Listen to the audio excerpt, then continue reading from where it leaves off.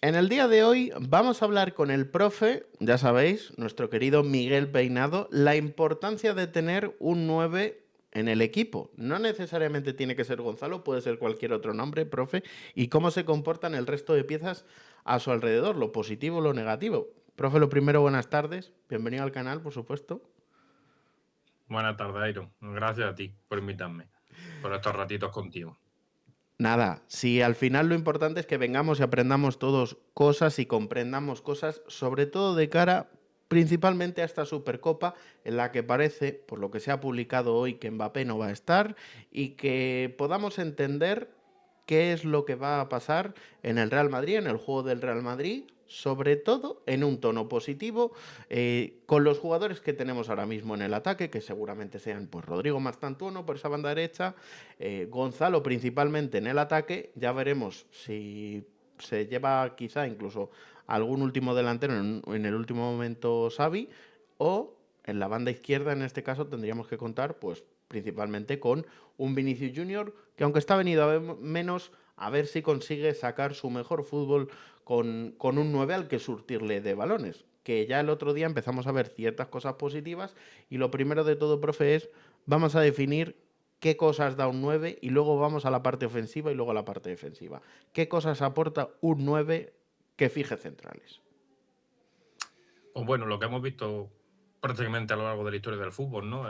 Nosotros que ya estamos un pelín entre en años, sobre todo yo, ¿no? Pues hemos visto lo que ha sido un Zlatan Ibrahimovic, hemos visto lo que ha sido un Ruud van Nistelrooy, incluso en el mismo Madrid, hemos visto lo que ha sido, no sé, un Santillana yéndome también al Madrid un poco más atrás, ¿no? Un Fernando Morientes, un Ronaldo, ¿no? Entonces, un 9 clásico, un 9 puro, pues sí es verdad que quizá nos tenemos que remontar a nombres dentro del Real Madrid que no son tan comunes o que no nos acordamos tanto, pero sí es verdad que el ejemplo más clásico de un 9 puro de área pues sería Ruben Roy en este último año o Huntelaar, ¿no? O Huntelaar, no sé cómo se pronuncia en alemán, que me perdone. O en alemán, en holandés, no soy holandés. Entonces, sí es verdad que la primera función, como tú bien dices, que nos aporta un 9 clásico, pues esa fijación de centrales, que la vimos el otro día en el partido del Betis con Gonzalo, y al mismo tiempo te aporta mucho remate en área. O sea, es verdad que en un momento determinado, si tú cuelgas un balón de centro al área, que en el caso en el que vuelva Arnold, tenemos jugadores que tienen un guante en la pina derecha, pues te puede aportar remate, te puede aportar gol, y al mismo tiempo si él está fijando a centrales, cosa que no hemos hecho en el partido contra el Elche, en el partido contra Girona, en el partido contra Rayo Vallecano, pues la defensa ya duda. Y se te generan espacio alrededor, que es lo que pasó en el partido contra el Betis, que aprovechó Vinicius, Rodrigo, más Rodrigo, mira que yo estoy hablando bien de Rodrigo, Málaga me dio las cosas que me hace hacer la vida, lo aprovecho más Rodrigo que Vinicius. Entonces puede intervenir con las diagonales interiores, entre los espacios entre central y lateral, ya sea por banda izquierda o por banda derecha de la defensa rival. Al mismo tiempo, un delantero centronato, si es verdad que no tiene mucha movilidad, no son esos delanteros jugadores toscos, en el sentido que son no torpes pero lentos, aportan presión en una primera instancia, pero no lo puedes pedir tampoco que estén presionando y que vayan en velocidad, ¿no? a un pase de central a lateral y que presiona a él, pero si es verdad que, por ejemplo, si hablamos de un nombre propio, ¿no? Como estamos diciendo estos últimos días, debido al partido que se marcó, que fue Gonzalo, pues Gonzalo sí es verdad que en ese aspecto pues, también lo puede hacer, porque ha jugado muchos partidos dentro del Castilla como extremo derecho, no como delantero centro. De hecho, a mí me extrañó muchísimo que estuviera en el Castilla, que fuera el máximo goleador de primera ref, en aquel momento que estaba el Castilla en primera ref, si yo no recuerdo muy mal, y que no fuera ni convocado con la selección sub-21. Uh -huh. Mira que soy firme defensor de la cantera y estas cosas extrañas que hace la vida, y sobre todo lo que aporta también un delantero centro, que ya sin hablar de nombre específico, pues mucho trabajo sucio. Mucho trabajo sucio en el sentido del que tú puedas colgar un balón al área, que te va a pelear con los centrales, que te puedes bajar un balón de cabeza, que se lo pueda echar para atrás para una llegada de un media punta o de un medio centro desde atrás, que ahora en el fútbol moderno las principales zonas de eficiencia y de ataque, las más importantes del fútbol, son la zona 13, 14, 15, que es la corona del área y alrededores, y eso también te lo puede aportar un delantero centro. Y quizás lo hemos visto también mucho en la última Eurocopa que ganamos con Almorata, lo mismo. Por poner un nombre propio sobre la mesa, que todos hemos visto, si hemos visto la Eurocopa con la selección. Y mira que yo tampoco soy tan un firme defensor de Álvaro Morata, ¿no? Uh -huh. Pero ahí lo tenemos. Y si nos vamos, digamos, a la apertura también más moderna de la selección, pues aún tiene un Mika Oyarzabal, que es verdad que Ahora la Real está en un punto de declive porque se le han ido muchas figuras clave. La Real no está para tirar cohetes, pero sí es verdad que siempre George Zabas cuando va a la selección y actúa de ese falso 9 que al final hace de delantero centro puro cuando no es su perfil, pero también te aporta todo ese trabajo, ¿no? Y se acaba adaptando bien al esquema. Ujú. Vamos a enfocar ahora, si te parece más, en el perfil ofensivo, justo en teniendo jugadores al alrededor del delantero, con esos espacios que bien has comentado, con esa amplitud de la línea defensiva que se va a empezar a encontrar el Atlético de Madrid. El otro día con 4 defensas el Betis consiguió el Real Madrid abrir muchísimo a los laterales y se notó en exceso, se notó que había muy buenos espacios para entrar de segunda línea a ese espacio lateral central. Y te quiero preguntar precisamente por la importancia en este caso que va a tener Vinicius y Rodrigo contra una defensa de 5 junto con Gonzalo, porque creo que los tres que estarán por delante de esa defensa de 3 y 2 carrileros en el Atlético de Madrid, descartando o poniendo en el equipo, puede ser Arda Güler o Camavinga, ya veremos. Va a estar por ahí Jude Bellingham, un jugador que le gusta mucho aparecer precisamente en esa corona del área. José Lu también era un buen desatascador que te generaba ese espacio mágico, a mi parecer, que es donde acaban naciendo los mejores goles que se pueden llegar a ver y las paredes. Sí, exacto. Ya sabemos que el Atlético de Madrid no es que juegue con 5 defensas, juega con 8 defensas y 3 porteros. Y si puede, mete hasta el autobús y me uno debajo de la portería. Entonces, sí es verdad que contra una defensa de 3 centrales, un único delantero centro incluso se nos queda un poco corto, sino que tengamos que meter a alguien más acompañando por ahí a Gonzalo para poder hacer, no una superioridad numérica, porque no, superioridad numérica no la vamos a generar en defensa al Atlético de Madrid, porque siempre hacen un repliegue y tienen un esfuerzo defensivo físico muy importante. Pero sí es verdad que ya pueda generar dudas. Y luego sí es verdad que el tema de Rodrigo Vinicius, el partido contra el Atlético de Madrid es clave, los dos, o quien jueguen en bandas, pongamos a Arda Güler, más tanto uno como tú has dicho, tal. ¿Por qué? Porque los carrileros del Atlético de Madrid tienden a subir también al ataque, no se quedan de manera fija, ¿no? En defensa, y esos espacios se tienen que abrir. Si nosotros, pues ya sea con Rodrigo por la derecha, no se me ve aquí, perdón, Mm. con Rodrigo por la derecha o Vinicius por la izquierda y abren esa defensa porque cualquier cosa no estén los carrileros, porque no le ha ya dado tiempo a replegar, uno de los centrales que esté ahí va a tener que bascular esa zona. Y ya si es verdad que ahí estamos generando huecos a la espalda de los centrales, ya sea por fijación de delantero centro o por rapidez, porque ahí vamos a tener a Rodrigo o a Vinicius, o lo que tú estabas diciendo, si en un momento determinado se puede generar una segunda jugada y llega Bellingham por detrás y recuperamos ese Bellingham en la estructura de rombo famosa que medio ahí inventó Ancelotti en su última temporada para que darle rendimiento a Bellingham, porque realmente esa es su posición, ¿no? Con esa posición de llegada goleadora, pues podemos poner el partido de cara fácilmente, ¿eh?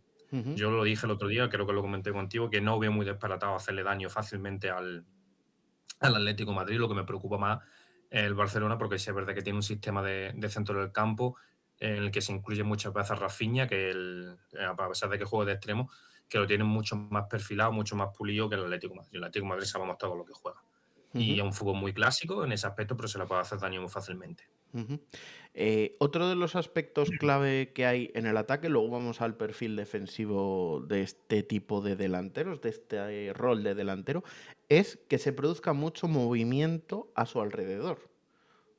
Para que haya un cierto equilibrio. El otro día sí que vimos ciertos ataques al espacio, cierta ruptura entre líneas sin balón por parte de Bellingham, por parte de Rodrigo, alguna que otra vez por parte de Carreras e incluso casi de Valverde y de Camavinga, por supuesto, que llegó varias veces dentro del área.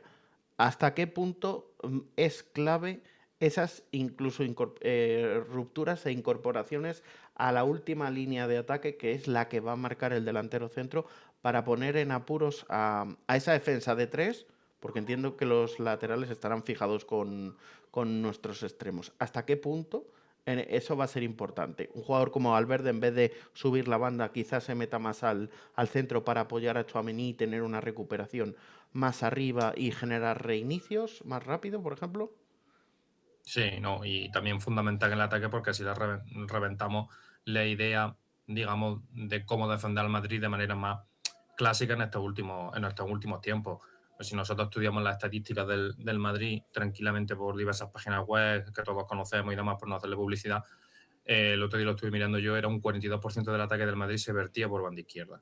Uh -huh. Entonces, al final, al no tener tampoco un delantero centro nato, que estaba jugando Mbappé delantero centro cuando no es delantero centro, el equipo, la defensa del rival basculaba clarísimamente a banda izquierda y los centrales vivían tranquilos, se podían tomar un chupito si ellos querían, porque no había nadie a quien tenían que defender. Basculaban hacia la banda izquierda del ataque del Madrid, paraban a Vinicius y partido solventado a nivel ofensivo porque no había nadie más, ¿no?, dentro del equipo que pudiera tirar del carro, porque Mbappé sí ha marcado no sé cuántos goles, pero al final ha acabado también yéndose a esa banda izquierda. Entonces, ¿qué es lo que pasa? Si nosotros tenemos ese delantero centro, ¿vale? Ya estamos fijando esos centrales, ya estamos rompiendo esa línea de ataque fundamental, entre comillas, o la básica que tiene el Real Madrid, ¿no?, que como herramienta principal, y si nosotros al mismo tiempo estamos vertiendo el ataque por el medio, cosa que no es habitual, pues ya estás despistando ya de por sí a la defensa arriba y ya estás posiblemente rompiendo el planteamiento inicial del entrenador o del staff técnico contrario.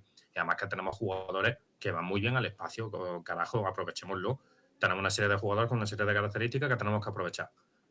¿Qué es lo que pasa? Que también tienen que saber hacer otras cosas, ¿no? Como le pedimos muchas veces, como ha pasado el partido este con el Betis, que se ha filtrado el vídeo, ¿no?, de Dazón, creo que ha sido, pero del tema de Vinicius, presiona, ¿no? A Xabi Alonso, pues bueno, sí, tiene que presionar también, tiene que aprender.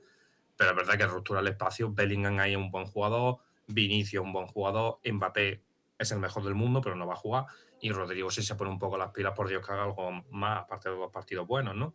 Este tercero ahí un poquito también ha estado entonado, pero a ver si sigue con la misma línea, que al final y al cabo se tienen que ganar la titularidad y llevar el escudo que llevan.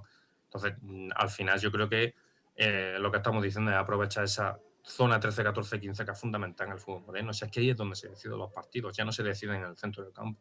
Ujú. Bueno, hay que ocupar esa zona precisamente muchas veces con jugadores o de la banda o de la delantera o del centro De del llegada. campo. Sí, Mm. de llegada, aparecer en el espacio y no tanto ocuparlo. Generarte ese espacio te ayuda principalmente un delantero centro. Bien, vamos a la parte menos sexy de lo que viene siendo el vídeo, pero que la gente se Mm. quede hasta el final y vaya dejando su like, porque por supuesto vamos a poner, ya lo digo, nombres al final del vídeo en el que pueden ser sustitutos o complementos de este rol de cara a la próxima temporada. No solo está Gonzalo, que ya veremos, obviamente el chico lo está haciendo genial, faltaría más, pero queda libre Blaovic. Y luego vamos a dar algún otro nombre, si te parece, profe, pero vamos a ir con la parte defensiva, el apartado defensivo. No solo por Vini, sino en general. Estos delanteros, como has dicho, suelen ser chicos estáticos que pueden hacer ese trabajo sucio, pero que obviamente les cuesta recuperar luego la posición hacia atrás. Suelen ser lentos, más que Exacto. vagos. Sí, no, es por la envergadura que tienen. No es lo mismo mover un cuerpo como yo de 1,70, que me muevo fácilmente y tengo resistencia, ¿no?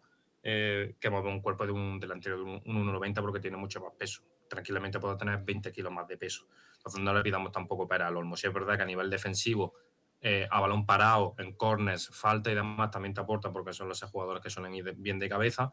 Pero claro, lo que es un fútbol moderno, de rapidez, ¿no?, de constante movimiento y tal, pues es verdad que te pueden ir a la presión en la primera línea de ataque, pero luego no le pidas que también te bajen de inmediato, ¿no?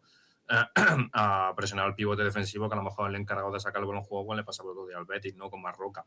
No le vamos a pedir esperar al Olmo. Entonces, es un jugador de este tipo de delantero centro que está muy especializado en lo suyo. Entonces, sí es verdad que pierde prácticamente un jugador en su totalidad a nivel defensivo. Y esto lo tenemos que compensar pues teniendo ese especialista defensivo también en el centro del campo. Por Ujú. suerte todavía no se ha lesionado Tchouaméni.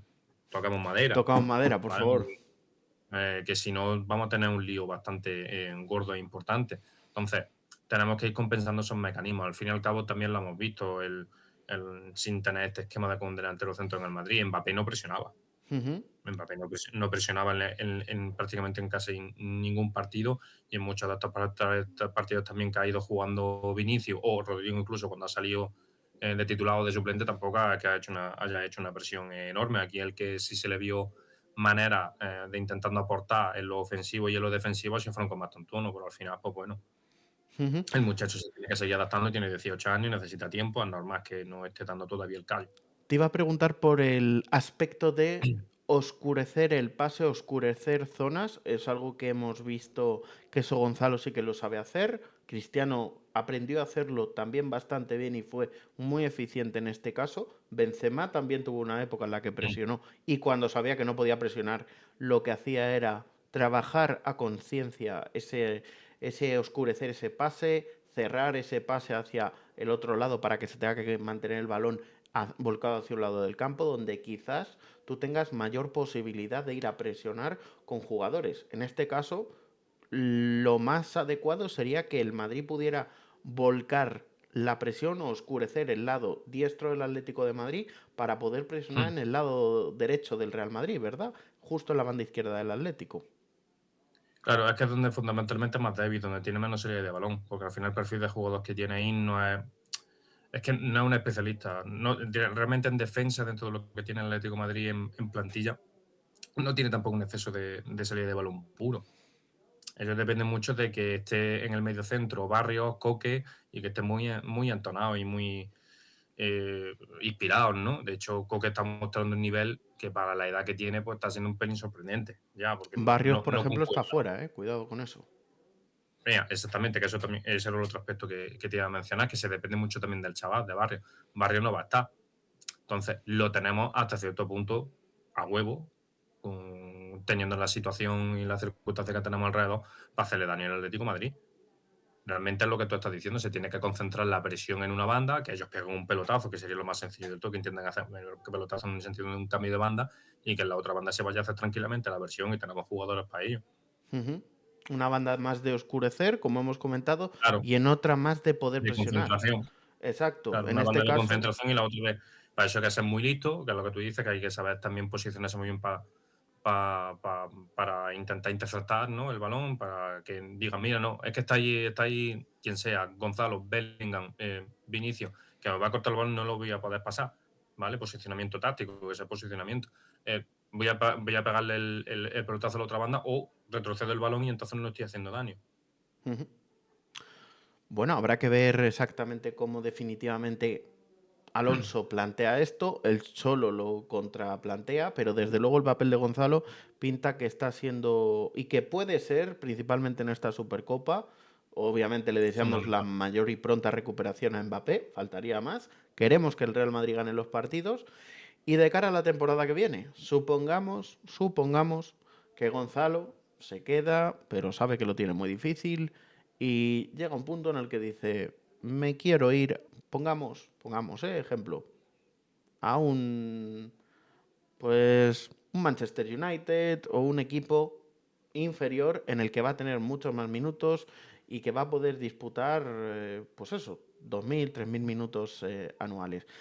¿Qué nombres podría traer el Madrid? El más sonado, obviamente, es Vlahovic, que queda libre Mm. en 6 meses. Se puede hablar, de hecho, ya con él de forma oficial y sin ningún problema. Por ejemplo, también está Erling Haaland, pero claro, Haaland es una cosa que está totalmente fuera de rango actualmente, tal cual está la plantilla. Pero tú tienes seguro otros nombres, porque en su momento había gente como Checo, el delantero mítico o alguno que otro. ¿Tienes algún nombre más que nos quieras aportar en este sentido? Sí, aparte de Blakovic, que lo que tú dices, es un jugador tremendamente interesante porque ese perfil de delantero centro nato de área, que ya despuntó, ¿no? Muy joven, que lo ficha la lluvia, ahora ha tenido la mala suerte de las lesiones, pero igualmente tampoco estaba jugando mucho, ¿eh? Ujú, Dentro de la Juventus de Turín en esta temporada, pero lo estaba aprovechando bastante bien, por lo dicho, estaba todo haciendo un trabajo sucio, estaba ayudando a desatar partidos y algún que otro gol había soltado. Yo he tenido otro perfil de delantero centro exactamente igual que lo tenía Oja ruteado en Italia, que era Matteo Retegui, delantero ujú, del Atalanta, se hinchó a marcar gol la temporada pasada, creo que si no recuerdo más, creo que marcó 24 o 25 goles en la temporada pasada. Un delantero lo mismo, centro de área, rematador, envergadura, buen disparo, tal, y acaba yéndose a la Liga Saudí. Cosa que yo no llegué a entender, ¿no? Obviamente es todo culpa del dinero, ¿no? ujú, Pero esta misma semana ha hecho una declaración él mismo de que quiere volver a Europa. Entonces, también hay que tener en cuenta que este año hay mundial, que él querrá jugar mundial, ya se ha convocado con Italia, un delantero internacional. La Liga de Arabia ya sabemos lo que es un retiro dorado y tal, pues está muy bien, pero es que tiene 26 años. Entonces, yo creo que tampoco sería muy descabellado el tema de que plantea una cesión en un principio en el Madrid o una opción de compra, obligatoria, algún momento determinado, ¿no? Que se tenga que pagar una determinada cantidad de dinero para que se pueda venir para acá.